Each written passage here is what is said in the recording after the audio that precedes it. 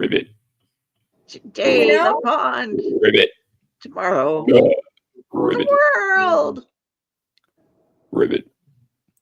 Everyone thinks because you're a zombie, you don't know good coffee. Well, they're wrong. There's only one brew that gets my seal of approval.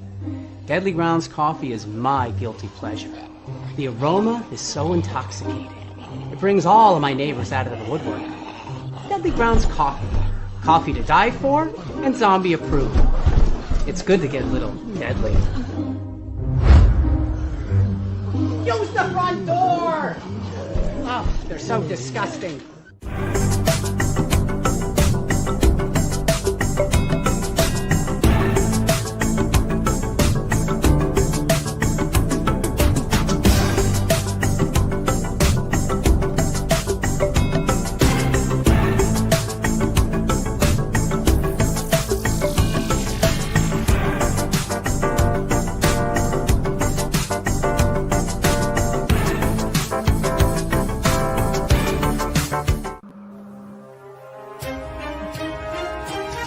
The Dorkening and all affiliated shows are not intended for anyone under the age of 18.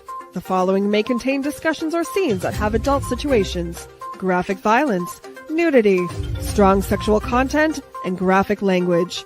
This show is intended for mature audiences only. Viewer discretion is advised.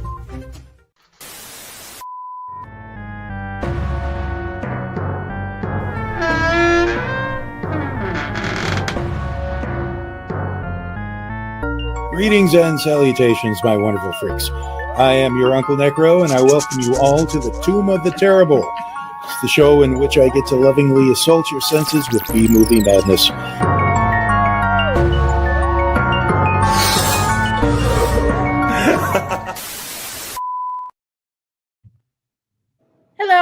Hello, my lovelies, and welcome back to another episode of Tomb of the Terrible. Hi, Tom Dog. Disembodied Why is he in the chat and not on the show? Maybe he didn't watch the movie. Grocery. We have the Chaos, we have the Dell, and we have the Ron. Hi, everybody. How's it going? Hey, I accidentally poured too much. I know that's darn. That sounds like a personal problem. Yeah, the bottle was a bit heavier than I had anticipated. Because, I found it. Dresser people gave me a partially full bottle of Maker's Mark. I was like, oh, shit, that's a lot of booze.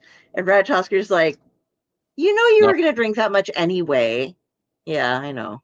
But it's in one pour instead of two. It's a lot of, not for him. It's not a lot of booze. No, he's a drunk. A Cthulhu plushie for stabbing Cthulhu's voodoo doll with a needle. So now I am a plushie. Ribbit. On that note, I have one question before we get started. Do you guys remember Rock and Roll Nightmare? Rock and Roll Nightmare? Yeah, was where the Ramones, was that the Ramones song? It was That's that Rock and Roll High School. Oh, okay.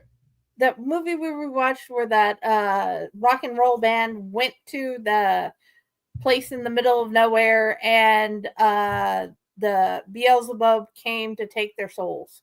Oh yeah. What was the name of that movie? Who did it better? The guy in Frogs that fought against the foliage, or the guy in Rock and Roll Nightmare who fought against the rubber demon? Oh, the guy against the rubber demon for sure. That was going to be one of my comments, was the incredibly slow death by Spanish moss was one of just the saddest deaths that I've seen. Not in like, oh God, not that guy, just as in, really? Yeah, I'm watching the way they're overacting. That's the only scene that comes to mind. Well, I did notice, however, during the Spanish moss death, that it was fighting against him. It wasn't just we're giving some spoilers here, but you're going to see him or hear him anyway. It wasn't just the tarantulas being on the Spanish moss. Like, and their sudden web shooting was hysterical. But the moss itself was wrapping it around him. It wasn't just apparently the fauna that was attacking everyone. It was the flora as well. So yeah. But it was still one of those. It's fucking Spanish moss, dude. It's like yeah. This movie did not exactly, grab my attention. I wasn't exactly leaping for excitement. I don't think anybody was. Get out. Yeah, get out. Well, ladies and gentlemen, all right. Have a good night. We're out. Grounded. Okay, on that note, Ron, what was your first impressions?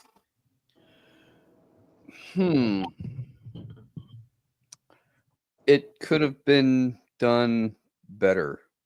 I wanted more horror movie and less nature documentary B-roll.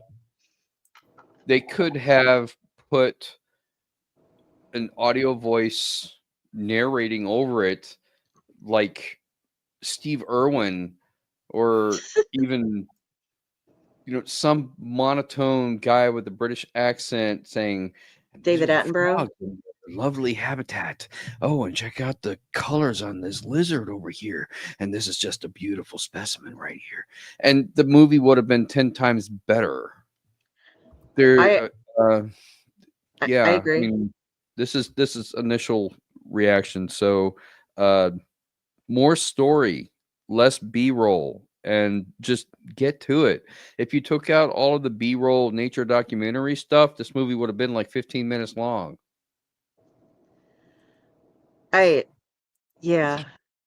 discovered something though when we were watching it. It was an eco-terrorist horror movie or something.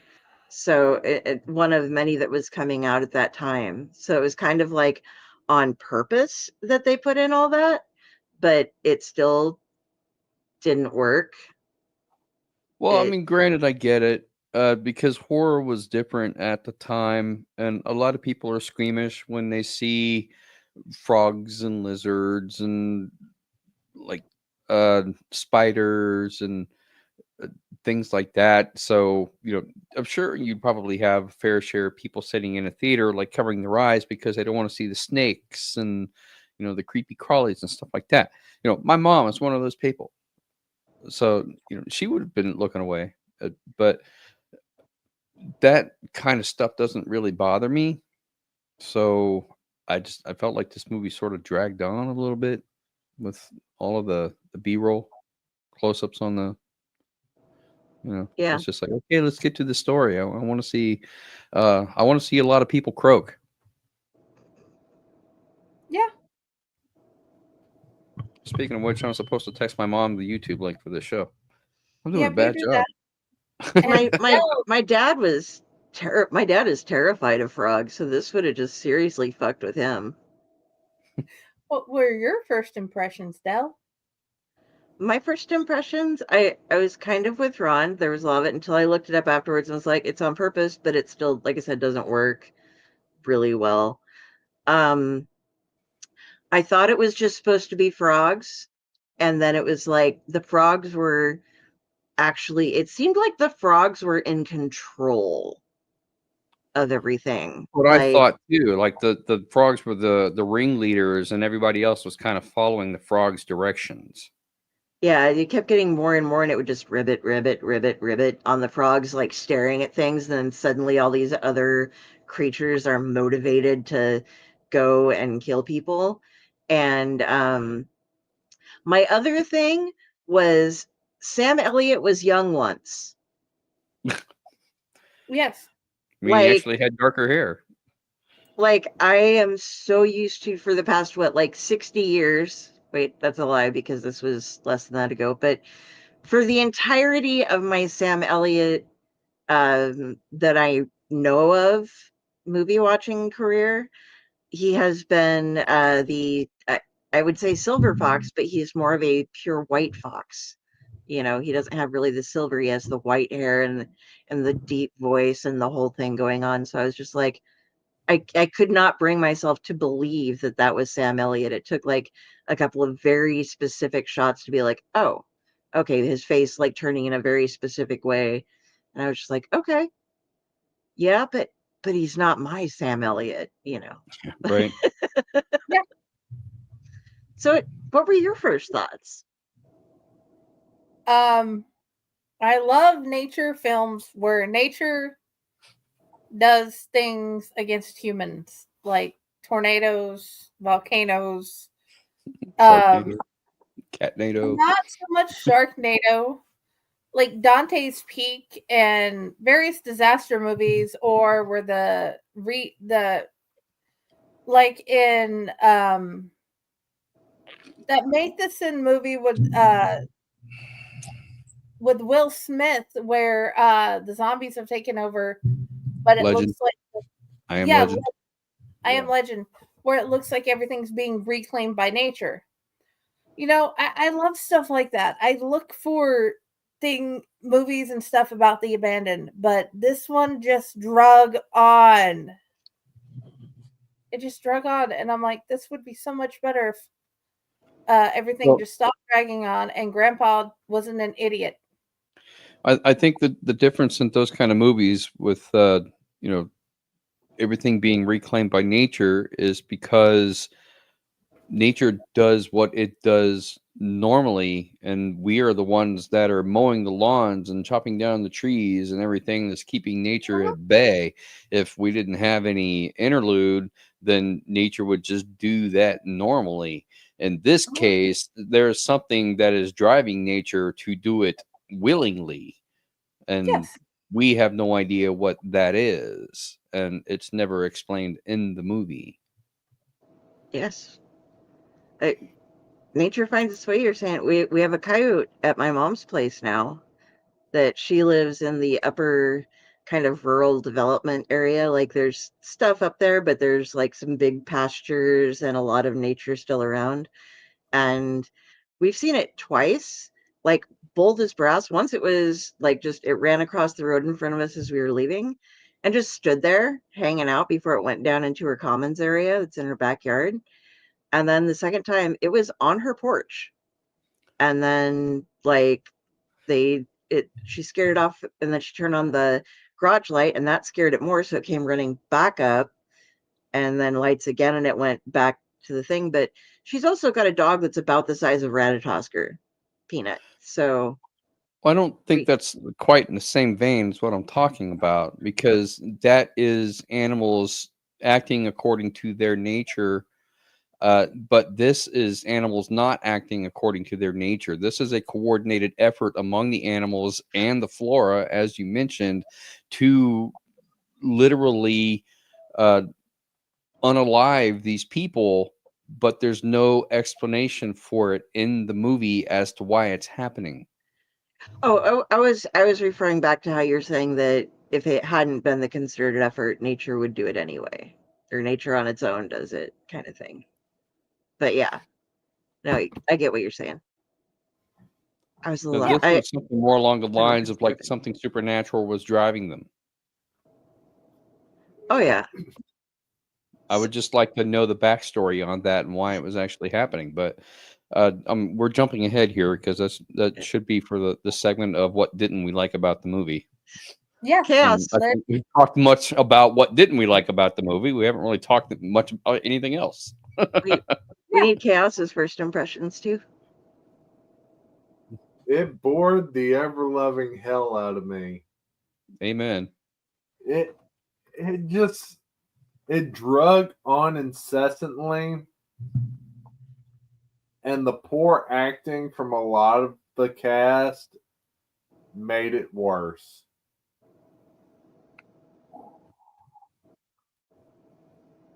Alrighty. So, what threw you off, yeah, I'm like, okay, now I gotta remember what is next on the list. Dell, what did you like about the movie? I did get a kick out of the kind of documentary style shit, just thinking about how they were going to kill it. or kill somebody, like I'm like, death by gecko, how is this gonna work? Okay. And all the frogs and the accumulation of frogs and the frogs like on the cake, the frogs attacking the window, and just the, like I said, it looks like the frogs have, what is it, Hypnotoad from, I don't really watch it that much, so, but all the frogs are like getting behind everybody and like causing all of this to happen. But seeing like, okay, you can't really die by a tarantula in Spanish moss, but this guy's gonna do it. The little elements of comedy that were thrown in, like the lady who's running around, Iris, I believe her name, it was a flower name, and she gets like caught up on a vine and she's like, oh, okay, and then like runs away, but seeing all of the critters sneaking around people, and like I love the little baby alligators, they were so goddamn cute, and the geckos and stuff, like those were the things I thought, like, okay, the acting is shitty, but at least I get to see some cool animals. And the acting wasn't entirely shitty, but it was mostly shitty, I think. And to be fair, I mean, the movie was made in 1972. That's over 50 years ago.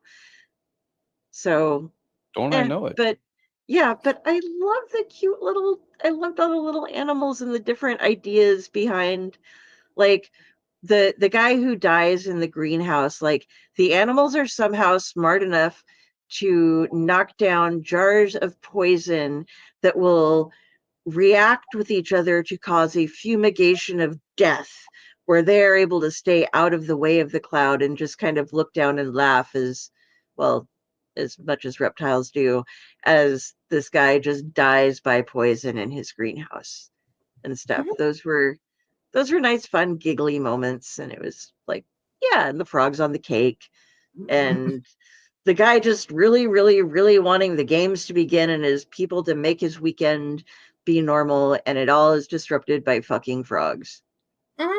It was just kind of ludicrous, and so I did get giggles out of this one. So that's what I liked.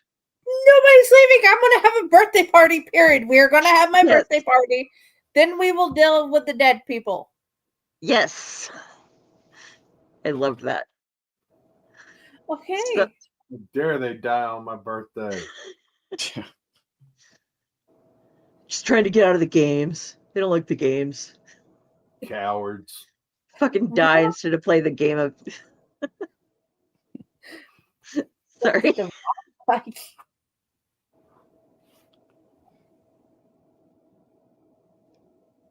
Did the Ron like it? Ron.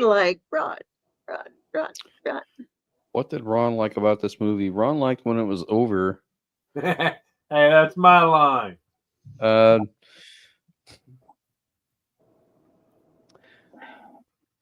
Okay. To be fair, I've ragged on this movie a little bit up to this point, but to be fair, if this movie were separated into horror movie and nature documentary as two separate entities, both of them would actually be fine on their own, because one, it is a unique idea for a horror movie. I could totally get behind it. It's sort of cabin in the woods ish. It's a millionaire mansion estate on a deserted island that for some reason has every freaking possible species of snake and spider and lizard and everything else in existence happening to live on this particular island, which that I don't really understand, because some of these species aren't possibly necessarily native to the area that this movie takes place in, but I digress. Anyway, so if they had explained that maybe there was a nature reserve on this island, and maybe that's how this guy made his money by saving the ecology of some of these species, then this movie would have made a hell of a lot more sense, because it would have given you a foundation and a basis. So it's one of those things where, okay, with just a little bit of rewriting and finagling, we can actually make this into a pretty decent horror movie. And then we need to explain why the creatures are acting this way. Well, the one off the top of my head is like they do in, Teenage Mutant Ninja Turtles, or, gamma radiation, like the Incredible Hulk, or some kind of a science experiment fails, and it's causing mutations or disruptions in the species ecologies that's causing them to act in these erratic behaviors. That's something I could totally get behind, and it would totally beef up this movie, make it a great horror movie, and then I wouldn't really complain about how people are dying by the creatures. And the Spanish moss was kind of weird, because that means that the plants and stuff are kind of sentient as well. So there would have to be some way to explain that. And I would believe the insects and the snakes and the frogs and the spiders more than the Spanish moss. I don't necessarily see Spanish moss as sentient. This is not like Return of the Living Dead, where the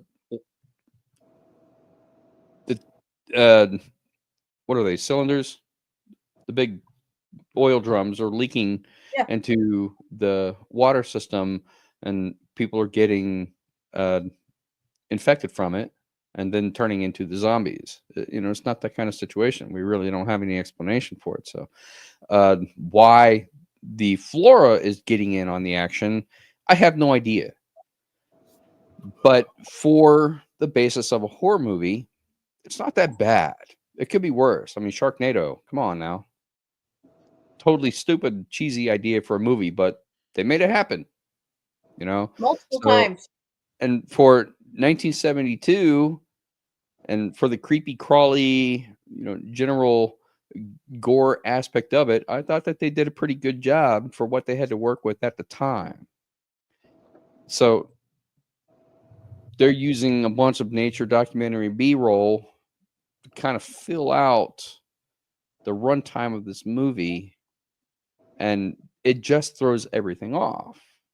So my opinion would be, leave them as two separate things, make the movie, make the documentary, and never the twain shall meet. And other than that, I thought it would be okay otherwise. The death scenes, they're unique, they're okay. I don't really have any major problems with them, other than this is 1972, so they're not as glorified as they would normally be for our time period now, when they would go over the top with it. Other than that, I mean, it's a movie. I mean, they got it made, so good on them, I guess.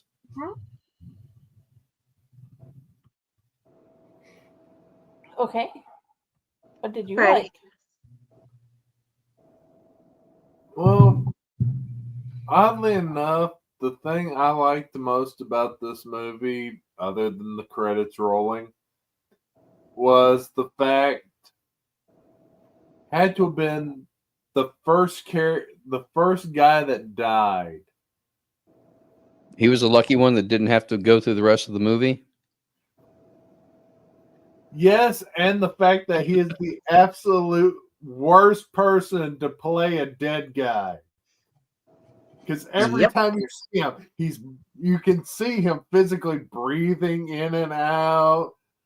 They turn him over, his eyes closed, and then it pans back to him, his eyes back open. Worst dead guy ever. It was actually mentioned in the trivia that they fucked that up royally, filming his scenes. He probably didn't go to the acting school on the day they had death scenes. Yeah, he skipped dead guy day. Yeah, right. I thought he was still alive, just mutilated, and was going to be a part. And then it was like, nope, he's just really bad at being dead. I was thinking the same damn thing. Like, damn, is he actually still alive in this movie? Nope, he just sucks. If he'd said something like, "Help me," or "Oh, this really hurts," or opened his mouth and a big spider popped out, then it would have been cool. Awesome. He could have had a frog in his throat. Had a frog in his Yeah. throat. He literally croaked. That's about all I got for this movie for good things.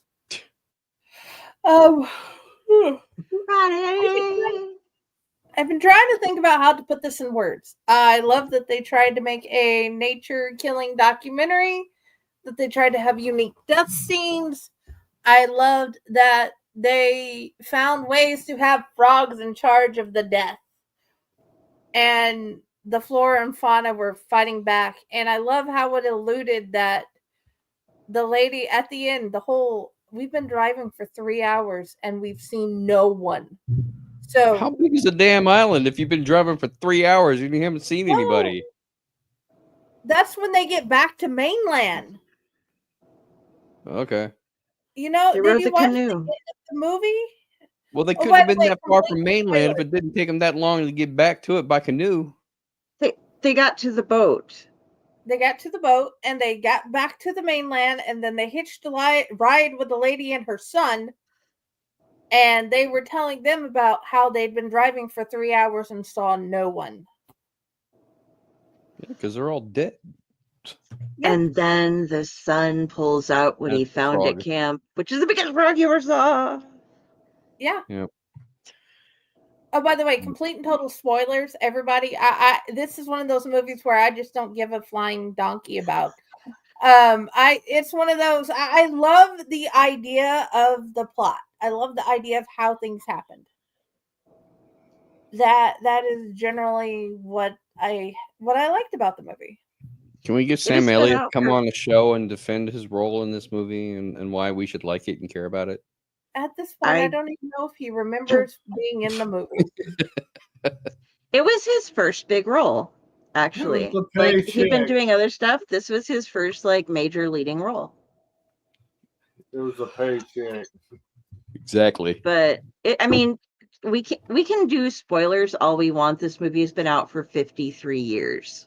Yeah, I'm just like I okay.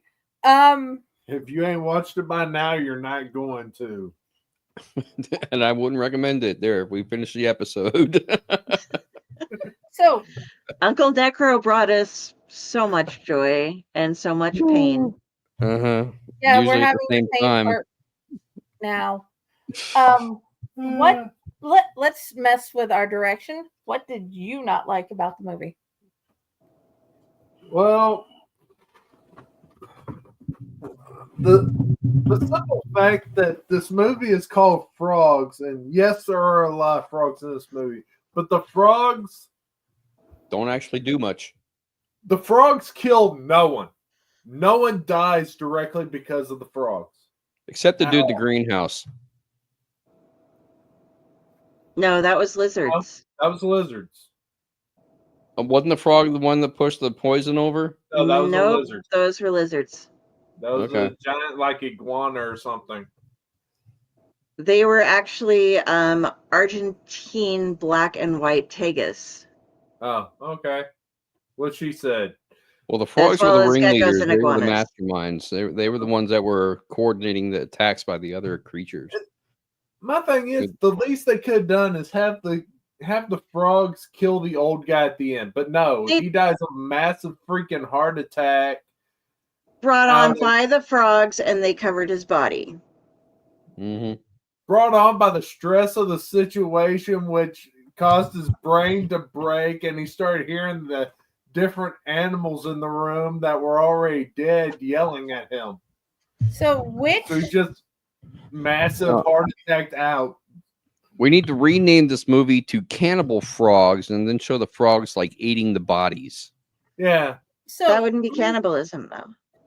Which of the fauna basically turned off the lights to the house? I want to know that. That was the They frog. can. I'm saying alligators. Alligators?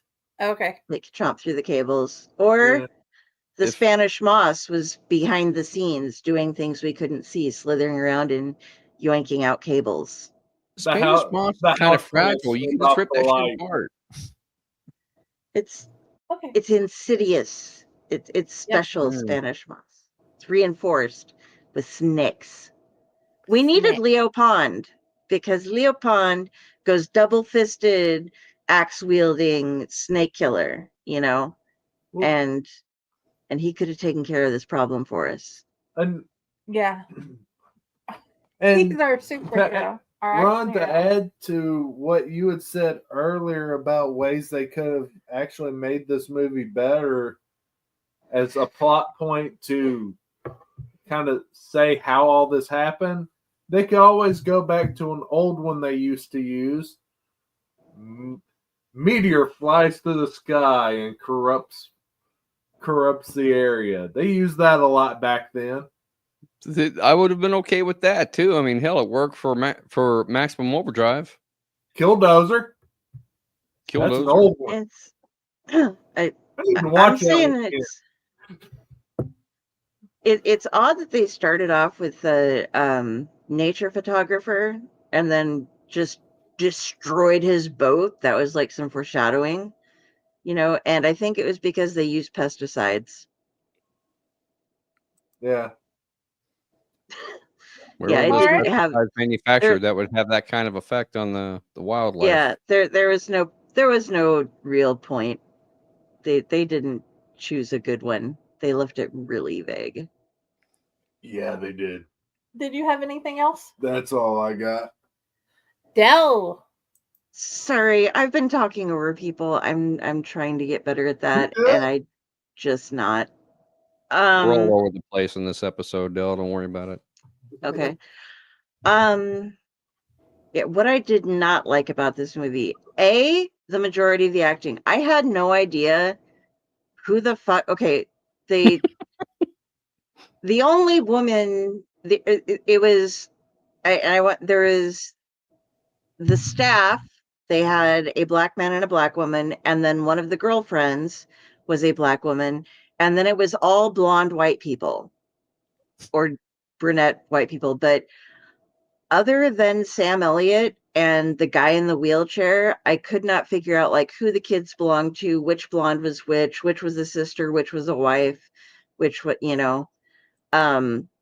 and maybe I should have been paying more attention, but it was like back in the 70s, they all had that kind of look, and these are affluent people, so they were all dressed up very nicely. So it was just like a bunch of rich white people that I couldn't tell the difference of each other from, because none of them stood out as a character strong enough. Like nobody had a strong enough character for me to be like, oh, Janine is really all about this. That's why we like Janine. No, it was like there's just fucking people that are, like doing stuff.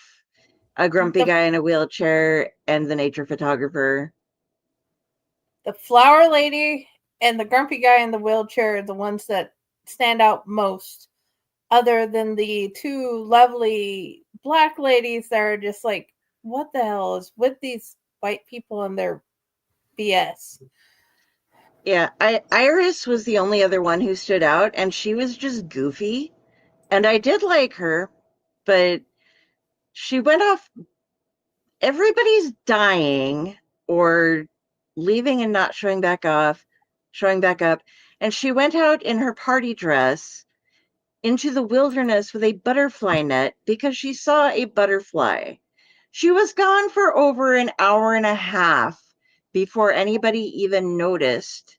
And then when they asked, they're like, oh, she left an hour and a half ago to go find a butterfly. And they're like, maybe you should go look. She probably, because people back in those days thought that like 50 or 60 was old, and like the enfeebled gray hairs were that old. But, in my mind, she looks like she's well into her 70s. And as far as equating it to this day and age, running around with a fucking butterfly net. And it keeps showing the butterflies that she runs by not noticing. And then also death by giant turtle. I don't know if it was a tortoise or a turtle. It was really big, so I want to go for tortoise, but it was somehow able to kill someone off screen, by the way. It didn't show us. But there's just this woman standing and screaming at this exceptionally slow moving fucking turtle.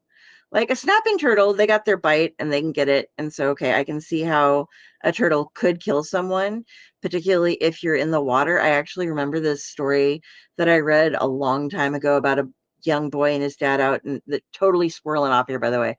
Young boy and his dad off going to go hunting, and the kid sees a giant tortoise or something like that in the road. And he's like, oh, let's run it over, let's go out and shoot it and kill it. And he's like, the dad's like, no, you're going to take it on in the river, which is its natural habitat, or a lake or something like that. And he goes out and like the tortoise is kicking the shit out of this kid because it's where it belongs, and the kid was trying to be a dick and just shoot it on the road. But the tortoise, yeah, like the alligators, totes, they're going to destroy somebody. The rest of the deaths were mostly fucking ridiculous, and they were hysterical because of that. Like, dying a couple of inches away from the door from poison that lizards knew how to mix. But an alligator killing you, that's pretty straight up Florida, Something that I read in the trivia is like, or in one of the reviews or something like that, 90% of these critters, and you mentioned this before, Ron, are not native to this area. They like imported all this shit.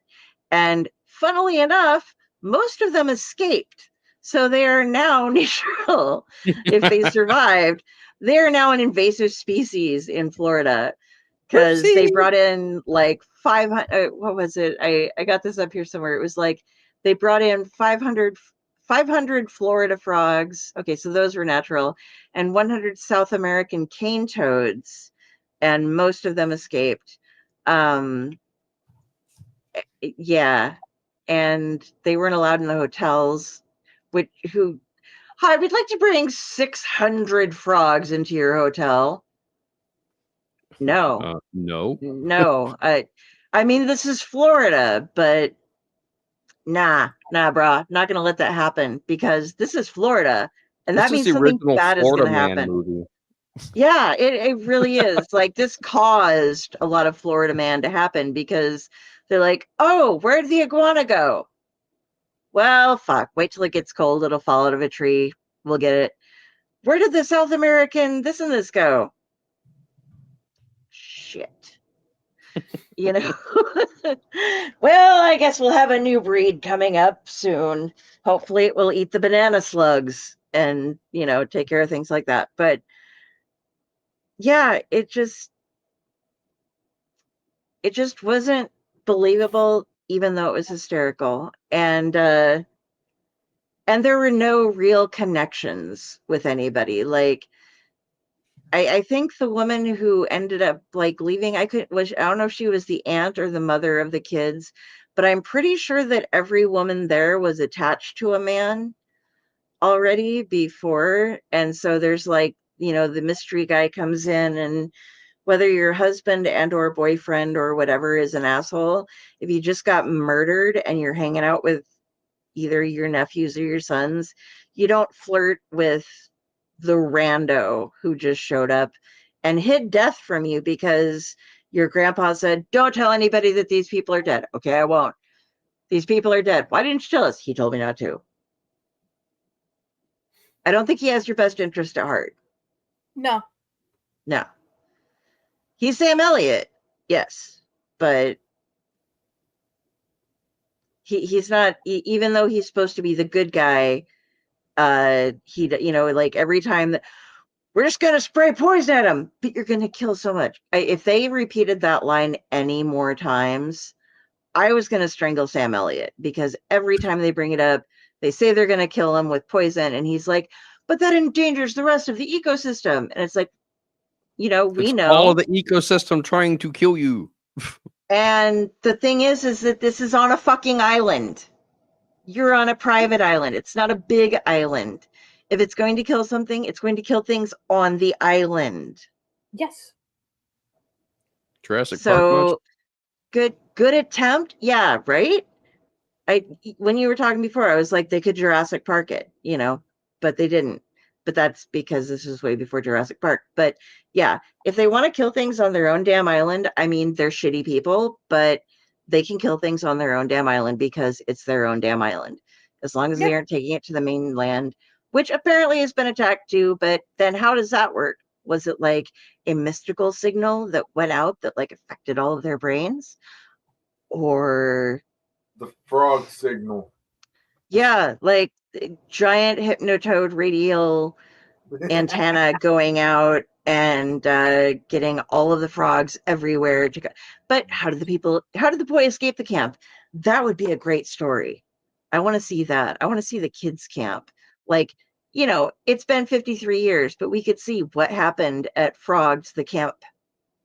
Did he escape with the only frog left? Was he the last camper surviving, or what happened there? So that was my ramble and total derailment of everything that was going on. Yeah, it was. Ron, it's your turn. I'm going to be quiet Give and us drink your now. rant. There was so much about this movie that I really didn't like. One, to go along with what Del said about there being no connection to the actual characters, there were entirely way too many characters in this movie, and I didn't give a damn about any of them because none of their character development mattered. I still actually have no idea what this dude did to make his money, that they were this rich family. I don't even know what their jobs were within this family that they perpetuated their wealth. I don't know if it's ever actually explained or if I just zoned out because the movie is boring as shit. It could be 6 of one, half a dozen of the other. I really don't know. It doesn't matter because they're all just there to be fodder for the wildlife anyway. And when you paint them as bad people and then they die, who cares? Okay, cool, whatever, that's fine. Especially the grandfather, who was the worst of them all, arguably, because he was stubborn as shit and didn't want to listen to anybody but himself. And his whole character annoyed me. It's one of those situations where you could have avoided a lot of problems if you just stopped being stupid and paid attention to what's going on around you and stop being stuck in your own little world. But I don't know. It's very two-dimensional. And I kind of like for my horror movies to have at least some character development so I can develop some kind of rapport with at least one of the characters. So if they live or die, then I have some kind of a visceral reaction to it. But there wasn't that in this movie. Like even Sam Elliott could have died and I'd have been like, okay, whatever. And I'm half tempted to think that the whole reason the wildlife and the flora were rising up against these people on this island was because of the god-awful, stupid 4th of July big band music that just incessantly kept playing in the background that the grandfather was listening to. And I'm like, Jesus, every time it goes to him, he's playing that stupid music. And even with the Victrola, the record player at the end of the movie, it's still playing on that too. And I'm sure that the frog jumped onto that record player. He's trying to move the needle off to stop the damn music. And that's the whole reason that they rose up and started killing everybody anyway, is so that they wouldn't have to listen to that stupid song over and over and over again. I'm like, come on. It's just, yeah, I mean, the song was a little bit annoying and that they kept playing it over because, if I'd been one of the frogs or the wildlife, that probably would have set me off too. But, it doesn't explain why the frogs and the wildlife and the other parts of the island that can't even hear the music, that were rising up against the people. So I'm just sort of just why? There's no rational explanation for this movie, and sometimes that works for a movie when there's no rational explanation, like Day of the Dead, Dawn of the Dead, Rubber? zombie movies. What's that? Rubber? Rubber? The tire one? No, that's a little more of an artsy style, nihilistic kind of movie. With it's more parody, I think, or making fun of genre. This one's more along the lines of classic horror. But when you look at the zombie movies, nobody knows why the zombies are rising up or what caused them. All you can do is react in the moment because it's a matter of survival. And then you can only hope that you'll eventually meet somebody that has some answers.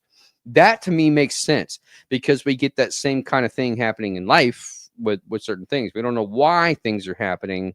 All we can do is kind of roll with it until we get some answers. And we might not ever get any suitable answers, but we learn to adapt. And this kind of movie, it's sort of the same scenario. We don't know why the wildlife is rising up, but the problem is those people never even question it. They're like, oh, wow, that's just a bunch of frogs. Okay. But nobody says, the wildlife is rising up and trying to kill us. Maybe we should do something about it. No, that's a bunch of frogs. Well, they're raining on my parade. Let's spray some poison and try to kill them. No, it never enters their mind that they need to do something to ensure their own survival. It just never happens. They're just, if they had actually stopped, taken stock of the situation, looked around, realized, hey, there seems to be some kind of coordinated effort between the wildlife and the flora that is trying to kill us. That's odd, don't you think? Maybe we should do some investigating and try to figure out why this is happening so we can figure out a way to beat it. I mean, hello, Scooby-Doo much? Come on now. It's a mystery. And they never even bother to address it. They're like, oh, well, no, this birthday party is going to go off without a hitch. If, I have any say in the matter, I don't care about anything else that's happening. So what? It's a bunch of frogs. Okay. Enjoy your slow, painful death. Whatever. So I just feel like this is kind of lazy writing. I want so much more out of this movie than there was. And it sort of annoyed me all the way through, where I got to the point where I was so tempted just to stop watching this movie and not do this episode. But, I did end up finishing the movie, and because, when you need to rant about stupid horror movies, this is the place to do it. I've had that feeling multiple times. It's like, I don't want to do this. I don't want to finish this movie. I seriously don't want to finish this movie. We love you, James. Can I interrupt with one thing real quick too? Oh, go ahead. Oh, no. Okay. So when they're going through and the obvious moment happens where like this is supposed to be a party, but nobody's eaten yet, and the guy's like, might as well get some food. And the girl's like, oh yeah, the boys might be hungry. One of the random girls. What do you want to eat? Well, I'd like the original menu, which means I get an old fashioned right now. The boys might be hungry. Well, just give me some fucking booze. I don't give a shit about the boys being hungry or anyone eating. Just give me my goddamn old fashioned, and they can sit around and fucking starve. Yeah, I could pour for him. Yeah, but it was just like, okay. Those boys, they didn't play a part. Why were they even there? There's no cookout. They don't have a grill going. There's no hot dogs or anything. You'd think they would have started that shit a long time ago if everybody was there. They were having the staff prepare the meal indoors to serve outside so they could pretend that they were actually being like. But there's not an appetizer table with some chips and, crackers. Relish tray? Yeah. I don't know It's a how rich millionaire family. They Floridians can afford to have celebrate. a table out with some snacks on it until the meal is served. Fucking charcuterie board. God damn it. There'd be Yeah, frogs in it. exactly. You know, they could have at least served some frog legs. And He's for joking me. everybody wondering, this is Sam Elliott in the movie. As I just messaged Jenny, he looks like fucking Michael Landon to me. I was getting ready to say that. He looks like Michael Landon from Little House on the Prairie. But back when he was on Bonanza. Was it Bonanza that he was he also kind of looks like Scott Bakula from Quantum Leap. True. Yeah. I kept thinking it was Michael Landon, and then I was like looking things up while I was doing stuff, watching the movie. I was like, "That's Sam Elliott." What? Because like the channel Maybe I was Treat watching in Williams a Prime little too, bit. and I'm like, "What? He needs a mustache." Maybe Treat Williams. I don't know. Okay. On that note, it's Friday and Cass is true. What did you dislike about this movie? well, Chaos already did his. Now I started with him, I think. Yeah. Okay. Yeah. Okay. The movie was boring. I just like the fact that they gave me a nature movie and it had to be boring. This is not fair. And I'm the type of person that literally owns shark documentaries. Okay. If you have a boring documentary and even the kids are like, nah, mommy, because they're the whole reason why I've been watching random documentaries since they were little. So I can answer weird ass questions. This movie didn't feel like it went anywhere. Nobody knew how to act. It felt like very little acting was done. And why was nobody generally, that's my favorite character right there. Why could we not, the fact that nobody was like, that's my favorite character. The closest to that was the lady with the net that went to go chase the butterfly. Iris. Yep. That's my thing. That's the closest thing to I like this character. So yeah, the movie, it could have been, like I said in the past, we could have written something so much better. All of us have written something so much better, including the guy on the bed. So yeah, that would be what I dislike about the thing. How about we have ad break and then come back and do all the Dell lovely things and rate the movie and tell people whether or not they should think about even watching this movie. We already answered Here's the spoiler. No. Alrighty. See you guys soon.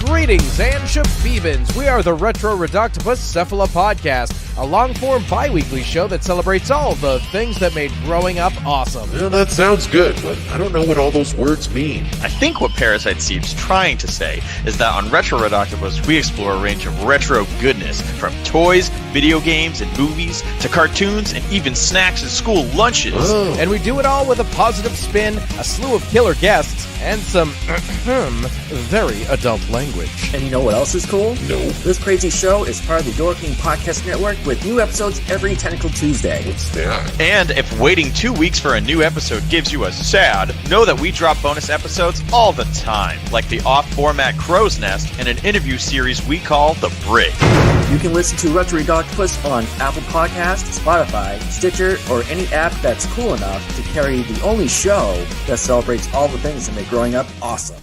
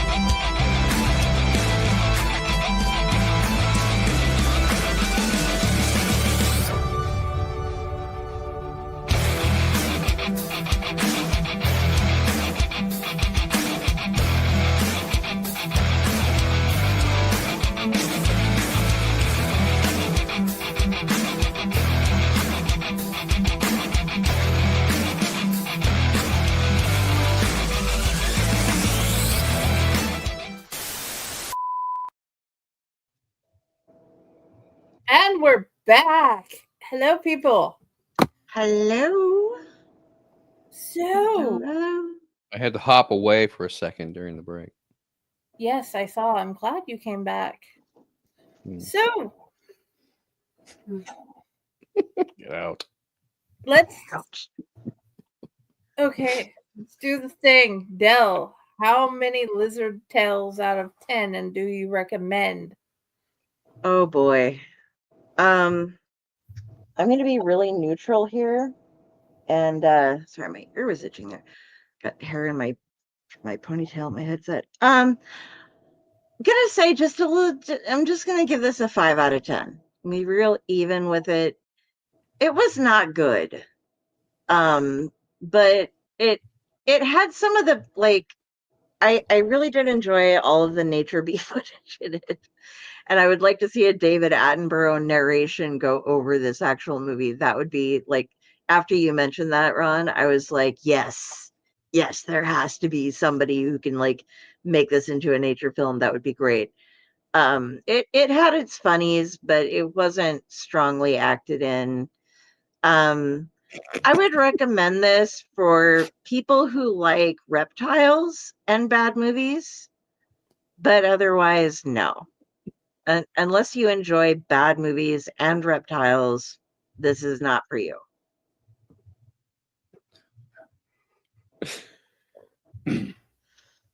So, Right. and Ratatosker agrees. He thinks that if you're going to watch this, you need to have some booze. Heavily medicated with alcoholics. Yes. I agree. Yes. I wish I had been. It's so much better. Alrighty. Ron, how many lizard tails out of 10 and would you recommend? Going off of what Del said with having someone to narrate over this film because they could make it better, my mind instantly jumped to Morgan Freeman because this would have been a perfect opportunity for him to use the line, and it was at that moment he knew he fucked up. Yeah. How many times could you have used that line in this movie for the narration? So many times. I don't want to give lizard tails because lizards can grow new tails, which means that there's going to be more lizard tails than you really care for. So let's not do lizard tails. What would be inappropriate? Frog tongues. To hit Frog flies. tongues. Yeah. Tongues. Frog tongues. Okay, that works. There was nary a fly caught in this movie. Yeah, just kind of bummed me out. Nary a person's attention was caught during this movie.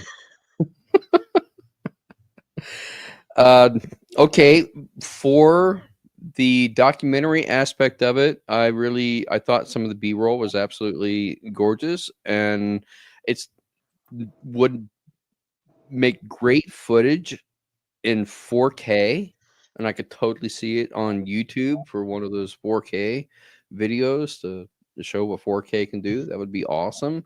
So let's give it 6 lizard tongues for the documentary footage, and for the movie footage, I'm just going to give it 4 tongues because. And do I recommend this movie? No, not really. I can't even think of anybody that I would actually recommend this movie to, because I just don't feel like it's worth watching. Alrighty. I can't even think that this movie has any redeeming qualities that would make it worth watching. I think the kiddo would enjoy it if she were inebriated. That's what, because she has a new beardy, and so she's got the lizard thing going on. There's one way I could see this movie being redeemed enough that would make it worth watching. Riff tracks. Yes. That shit would make it funny. It might be worth it just to hear what kind of jokes they come up with for riff tracks, but that's about the only thing I could think of. Okay. How many frog tongues or lizard tails would you give it? I give it 3 on the amusement value of the guy who doesn't know how to be dead. And the documentary B-roll. I would think Josh would give this one like 50 Z's because that's how much sleep he got through the movie. Nah. I don't sleep. That's I wish my I job. did. Well, sometimes you have fallen asleep during the show. Sleep well, okay? On that note, do you recommend it? Absolutely not. Okay. Let's see. I give it 4 lizard tails, frog tongues, whatever we want to go with. If you want a nap, I recommend it. So, Del, what did you find us? Okay. Well, first off, I would like to state that young Sam Elliott had recently graduated from bit parts to a recurring role on the TV series Mission Impossible 1966, but this was his first starring role, and he played it clean shaven. I love napping. The thing about this is that the scenes of him shirtless in this particular movie helped him to land the starring role in the film Lifeguard 4 years later. I'm not going to go into any more trivia. It was like the first role for somebody who ended up on Dallas or something like that. But these are my movie reviews, and so I didn't even go for just, I'm not being Uncle Necro. I'm going for sheer entertainment value here. First is an Amazon Prime 5-star review. Fans of All in the Family will recognize Archie and Edith Bunker's neighbor, Mrs. Clara Wiedemeyer, Holly Irving, who played Iris in this movie, or in this movie playing the part of Iris. Archie and Edith could change the theme song lyrics to Boy the Way Iris Ran from the Snakes. A fun horror movie. Enjoy. We're going to go back to IMDb where I got the little facts from. This is from 13 Fun Bags, a 3 out of 10. It's not even about frogs. Even though this movie was 30 minutes too long, had no plot, and didn't make any sense, it wasn't really that bad. There is so much time where nothing is happening, and yet they always forget to explain what is going on. There are a lot of good things about this movie, too. They're on an island, but the only time we see water, it appears to be a swamp. The island has 1,000 species of snakes and every type of reptile. The way people die are silly. Some of the death scenes are too long with way too much screaming, but a woman being killed by crabs makes up for that. Yes, a woman is killed by crabs. A man is killed by an alligator with a band holding its mouth shut. Great stuff. Millen plays the cranky grandfather who is extremely concerned about eating. That's the only story. He wants to eat all the time. I think he was supposed to be evil or something because that would explain the end. It seemed like they edited out a lot of dialogue that would have helped the movie. I think we mentioned pretty much about 98 and 99% of all of those criticisms in the show tonight. We could have just read that review at the top of the show and it would have covered everything we talked about. Yeah. Dinky4 gave it a 5 out of 10, and they updated it later, and I'm not going to read the update. It's all of this, but this one just cracked me up. Dinky4 on IMDb gives it a 5 out of 10, a minor thriller with major atmosphere. The plot here is little more than, help, we're surrounded by hostile creatures. Yet there's something about this movie that lodges in the memory, and it's probably its heavy, humid atmosphere. Like a hot summer day where nothing's happening, yet you know there must be a storm brewing just over the horizon. The eclectic cast is headed by Ray Milland, but the star here is Sam Elliott, who makes his first real impression in the movies. His let me strip off my sweaty shirt and display my hairy chest scenes were so impressive they landed him the lead role in that piece of beefcake nirvana called Lifeguard. So yeah, that happened. That was something somebody actually said. Here we have, going over to Amazon and their 5-star reviews, an intellectual essay more than a horror movie. This is by Una Seckler. If you're looking for a traditional horror movie or campy spoof, you'll be sadly disappointed. Frogs is almost a straightforward sermon. The heart of the lesson is that you will reap what you sow. Ray Milland plays a bad guy who is the epitome of all bad guys. Humans and animals and nature are all there purely for his own personal convenience and pleasure. He's a sadistic, selfish tyrant of a man, but rules the family and the world of his little private island with an iron will and the overwhelming force of money and power. He expects all the puppets to move when he pulls the strings. The first part of the movie establishes his personality and reveals his manipulations. Then slowly things begin to move against him as his day of judgment draws nigh. The other characters, no saints either, ranging from self-centered to slutty to gluttonous to greedy. Yet even so, they are ordinary people beside the looming evil of the family patriarch. As he uses their faults and flaws to gratify his own perversities, nature itself begins to mass an attack. Frogs, snakes, spiders, insects, birds, all the animals on the island seem to be stirred by some force, perhaps God, perhaps some force for balance, perhaps just the hand of fate. The plants of the forest even take on an ominous look, dark, foreboding, whispering furtively.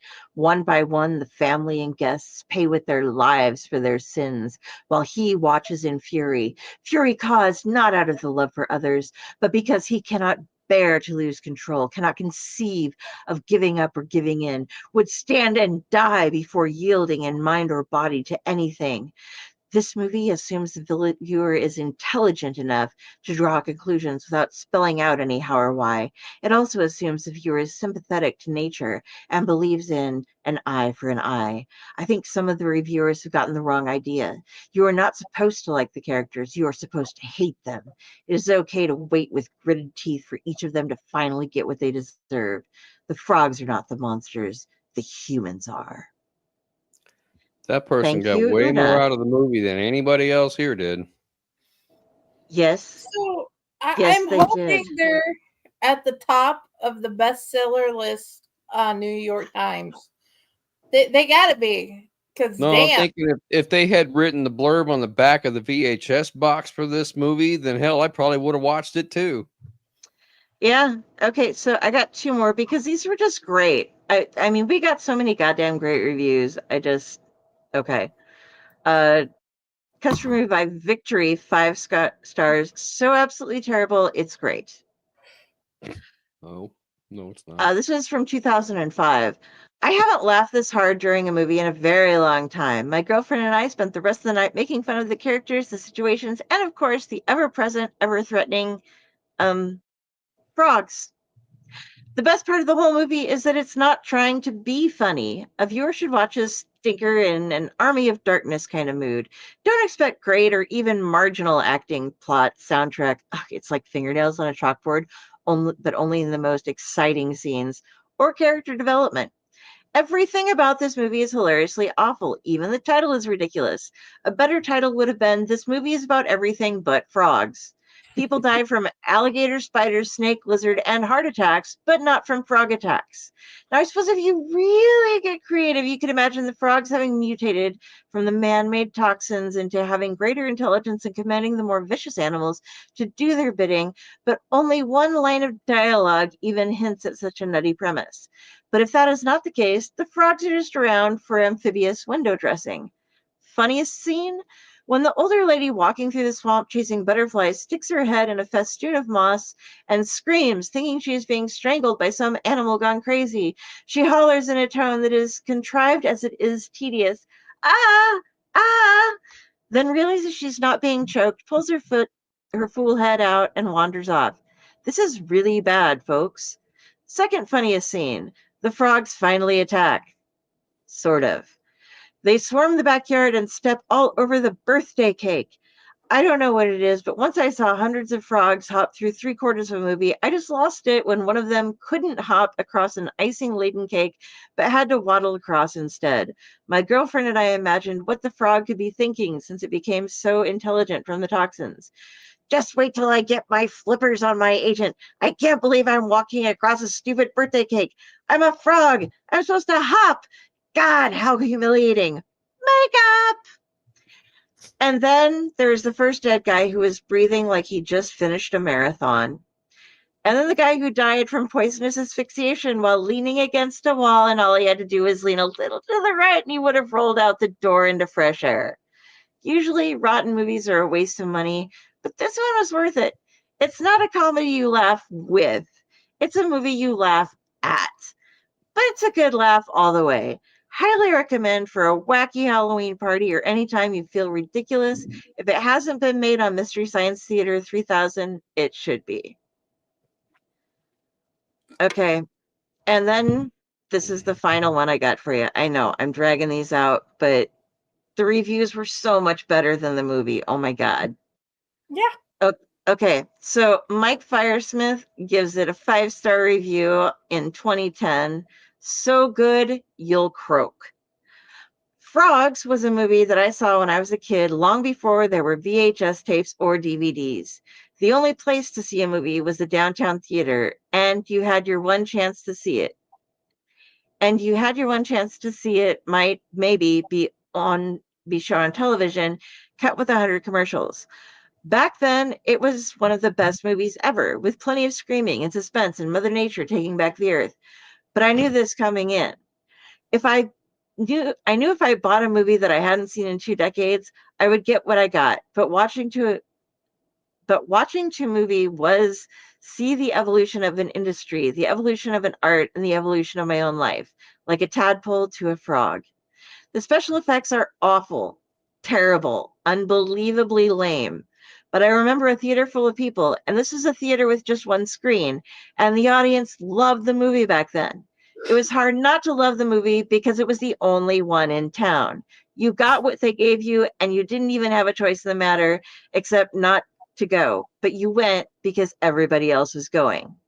Oh, go ahead and buy the thing, and maybe you'll see some dark and crowded theater in South Georgia, and you'll see a sea, or rather a pond, of happy and terrified kids, all juiced up on sugar and excitement, loving a movie because it was the greatest ever, or even because it was good, but because it was a movie and it was all we had at the time.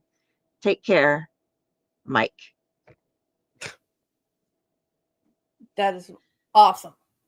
When it is the only movie in town. Why do you play when you know it's crooked? Because it's the only game in town. Why do you watch a movie when it's shitty? Because it's the only movie in town. Oh, did you go through about that though? Because it's not wrong. No. While I was doing that, did you guys happen to go through Kylie's comments? Yeah, we've been putting Kylie's comments up as you've been talking. Okay, cool. Glad we get that. So yeah, so it was people loved Sam Elliott without his shirt enough to give him a movie 4 years later. It It was the only movie in town. None of us were smart enough to understand exactly what they were going for. And good God, what the fuck is wrong with people? But still, I watch this movie and I think that other people should too, so that they can see if they feel exactly the same way I do. I think that kind of sums up what the reviews were about. But yeah, basically, that's all fair. Isn't that the whole point of the show? Yeah. So I had fun with those reviews, but you know what it's time for, guys?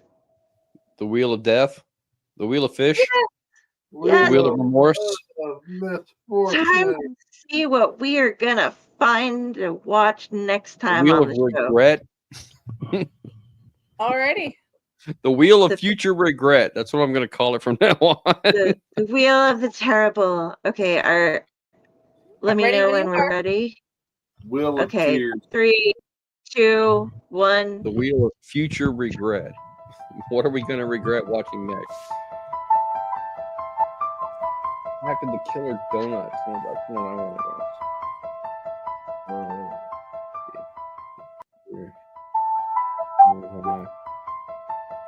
We gonna spin or not? Is it laying? What the hell, man? Is it spinning on This your is end? It's not spinning on my. It's been done on my end for a while. But we see nothing on our end. Okay, well, I will just let you know then what was chosen with lots of confetti because it's probably my internet. This is the. Yes, there we go. Okay. So yeah, that one I have seen, and it is an amusing movie. It's Vampire. Okay. Yeah, that's the first movie that I saw Jim Carrey in that I enjoyed, or not the first time I saw Jim Carrey, but the first time I enjoyed Jim Carrey. I believe. Am I correct in this one? Wasn't he in Once Bitten? I don't know. It sounds about right. Hold on. Let me remove that. I'll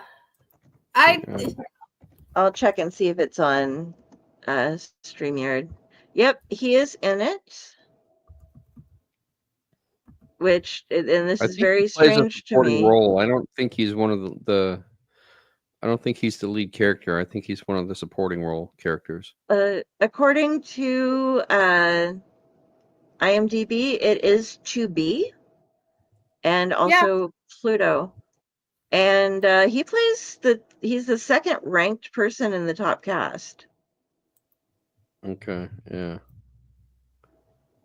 So before he became a star. Yes.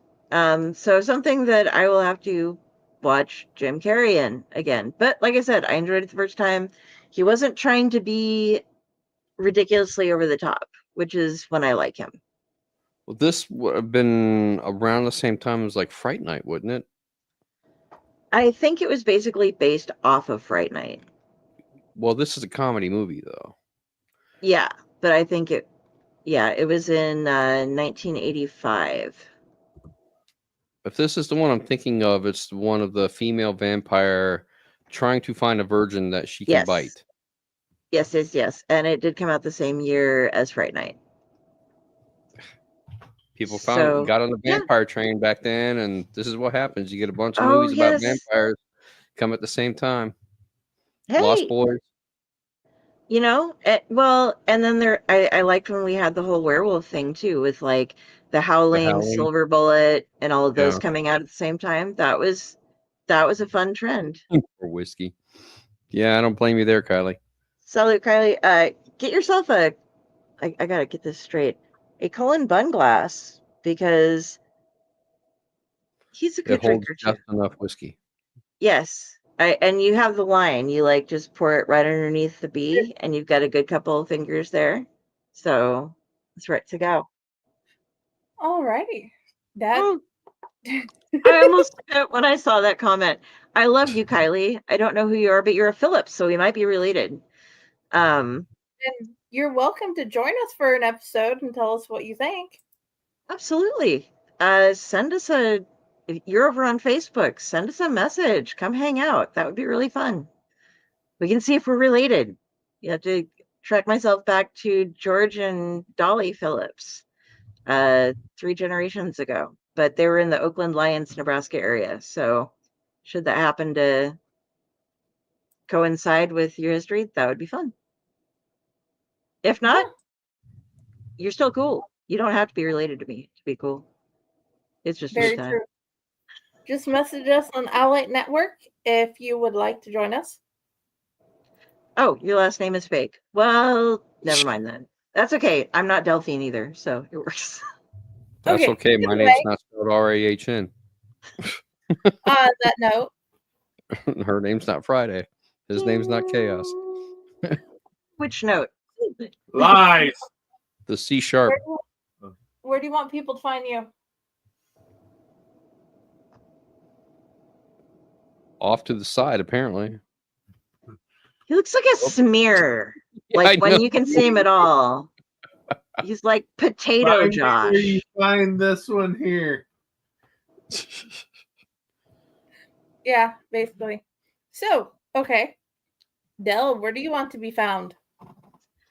You can find me over on Facebook at Carrie, Kari Sanders. If you see this, that is me. I am judging you. I'm a very judgmental crow.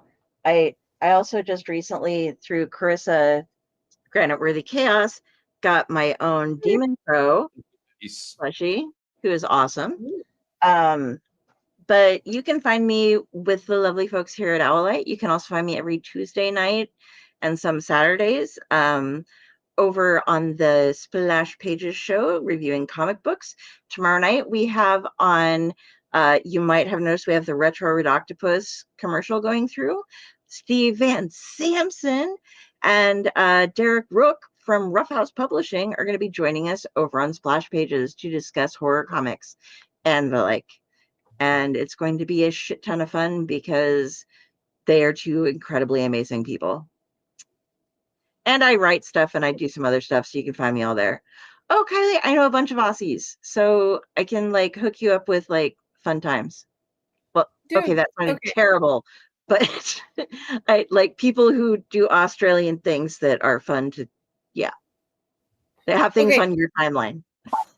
The answer to your question is I have a green screen background up of a cemetery I visited a couple of weeks ago, just because I am the keeper of the corpse garden. And he is laying beside me, and every time he pops up, he just comes through the thing. Ah, it's rising from the dead. It's rising from the grave. Alrighty. I love you. You would be Chaos Rising. To have. Okay. Okay, quick moment though. When I was going to high school, I was waiting tables, and beside my bed I had a bank where I would stick all my tips in. And I had a tip jar. It was written on there like tips. And it wasn't until like I'd been doing it for a year that I realized how bad that was. But I mean I was still living at home. My like stepsister made her way into my room one time because we usually just didn't hang out in each other's room. She's like, "Why do you have a tip jar by your bed? Do you know what that means?" And I'm like, no, never thought of it. But I got a couple $100 in there, so I must be doing good. Children of the night, they make such beautiful music.